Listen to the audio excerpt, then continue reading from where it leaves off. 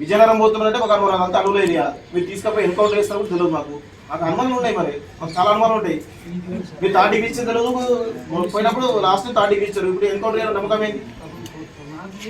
అసలే మీ ముఖ్యమంత్రి encounter specialist.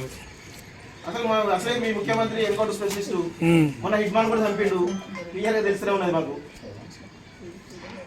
Already ఒకసారి 3rd డిగ్రీ అయింది కాబట్టి మాకు ఇంత భయాలు ఉన్నాయి. మీరు ఏమంటే హైయర్ అఫీషియల్ నెంబర్ ఇవన్నీ మాట్లాడతారు. మీరు అందరూ మీరు పై అఫీషియల్ మాట్లాడితే కేసులు, అరెస్టులు, 3rd డిగ్రీలు. అసలు లోకల్ పోలీసు వాళ్ళే లేరు ఇక్కడ. లోకల్ పోలీసు వాళ్ళు లేకుండా మీరు ఎట్లా వస్తారు సార్?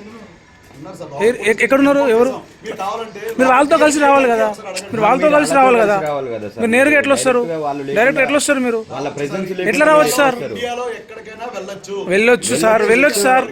సార్ మీకుండే అథారిటీ మీకుంటే మాకుండే రేట్స్ మాకుంటాయి సార్. మీకుండే అథారిటీ మీకుంటే మాకుండే రేట్స్ మాకుంటాయి. ఆంధ్రప్రదేశ్ వచ్చి ఐడి కార్డ్ చూపించి యూనిఫామ్ లో వచ్చి ఎఫ్ఐఆర్ కాపీ ఇచ్చి ఇన్వెస్టిగేషన్ చేస్తున్నారు. ఇది కరెక్టా కాదని ఒకసారి అడగండి. అయితే మీ దానికన్నా ముందు మీరు చేసే ప్రొసీజర్ ఏముంటుంది సార్? మేము మీ పిఎస్ పరిధిలో పలానా వ్యక్తిని తీసుకెళ్తున్నాం అని చెప్పేసి మీరు ఫస్ట్ సార్, మీరు ఇక్కడ ఎంక్వైరీ చేసినా స్టేట్మెంట్ రికార్డ్ చేసినా లోకల్ పిఎస్లో ఆర్గ్యుమెంట్ ఎవరు చేస్తలేరు సార్. మీరు ప్రాసెస్ ఫాలో అయితే లేరు. పోలీస్ మీద కంప్లైంట్ చేయరు సార్. మీరు ఇంటిమేషన్ చేసి రావాలి కదా. ఎంక్వైరీ చేసుకున్నా కూడా చేసి ఏదైనా చూపించండి సార్. మీరు ఇచ్చినట్టుగా ఉంటుంది కదా ప్రతిదానికి sir. Government every action paper చూపిస్తుంది సార్. మేము అక్కడ పోయినా వేసుకోవదామని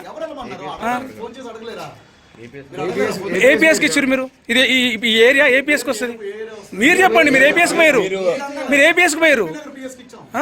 ఎల్బీఆర్ పిఎస్కి రాదు.